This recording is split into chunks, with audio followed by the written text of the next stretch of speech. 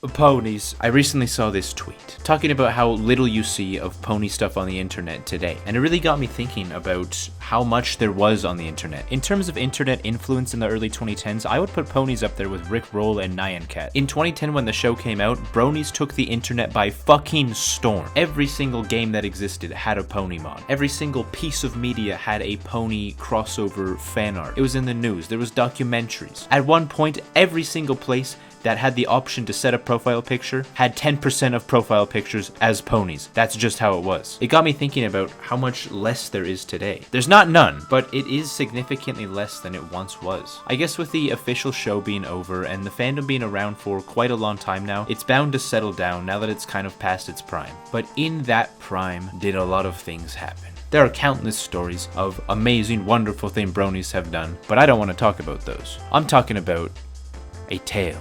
A adventure, really. I'm talking about the Lyra Plushie. This is a officially licensed Hasbro My Little Pony plushie, and it looks just dashing, doesn't it? What the fuck are we doing here, Hasbro? Be serious. This is a custom plushie. If you don't know, plushies are kind of to bronies like fursuits are to furries. You can't really dress up as a pony like furries do. Well, you can, but they look kind of... There are people who dress up, but the main craft of the brony is the plushie. Plushies have a sort of status to them in the brony community. Custom high-quality plushies are not cheap. One custom pony that's about a medium size will run you a minimum of around $400 USD, and they only go up with better quality, bigger sizes, higher details, or custom OCs. So if you do have one or have many, people know you're not fucking around here. So now that you know a bit of the backstory, there's one plushie in particular that I want to talk about today, and its name is the Lyra Plushie. This is the character Lyra. She is one of the very, very many popular background characters that exist in My Little Pony. She originally caught the attention of people because she was sitting on a bench like a human, very quirky, and she's since then had countless fanfics, arts, animations, and plushies made of her. And on May 27th, 2012, one more plushie was made of her, and put up for auction on the website Dealer's Den by the DeviantArt user Hoppip. She looks like a pretty good plushie, right? Some very nice materials used, some very nice stitching in the eyes, and pants. Why does she have pants? That's right, this plushie is very special. I for one think that all plushies are special, but this plushie came with a very special feature. Underneath these pants is a compartment. Wow, how convenient for storing snacks, or maybe a pencil sharpener, or maybe use as a coin purse. The possibilities are really endless for what you can put in there. Yeah, the intention of this plushie was to use that special hole for something else. This was indeed a fuckhole pony plushie, and they don't tiptoe around it. This is the description for the Dealer's Den listing, complete with instructions on how to clean it if you get it dirty. I don't think this is a common thing that happened in the brony community. It seems like the general reaction from the brony community was laughter and poking fun at what a silly thing this is. Before the auction even ended, it was being reposted everywhere that bronies were, which, like I said, was the entire internet at the time.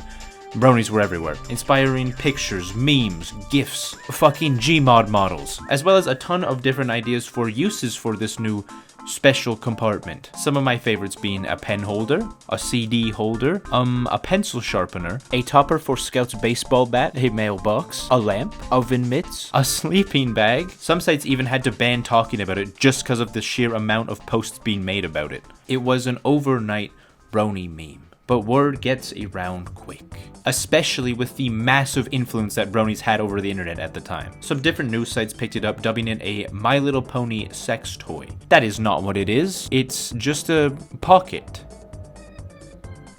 for things. Anyways, the auction ended a few days later on June 3rd for roughly $700 to a user by the name of Rainbow Slash. Oh, I get it. It's like Slash from the band and Rainbow Dash. I get it. From the reach and controversy this plushie got though, Hasbro themselves ended up finding out. About a month after the auction ended, DeviantArt got a letter from a Hasbro lawyer requesting any and all images of the plushie be removed off the site. You can remove the original, but there is no scrubbing a viral meme from the internet. To give a little bit of context here, Hasbro rarely ever steps in when it comes to any kind of My Little Pony fan merchandise. From what I can tell at least. Like I said, I'm not a My Little Pony expert here. But for the most part, it seems like Hasbro allows fans to sell their creations no problem, most of the time, which makes the fact that they did here so much more special. The creator, Hoppip, deleted the original images, and the Lyra plushie was quietly kept in Rainbow Slash's possession for the following few years.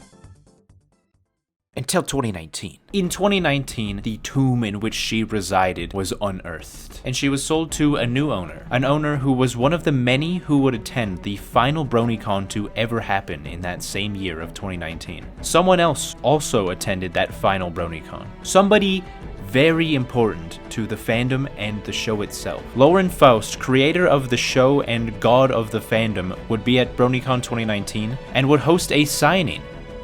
Uh-oh.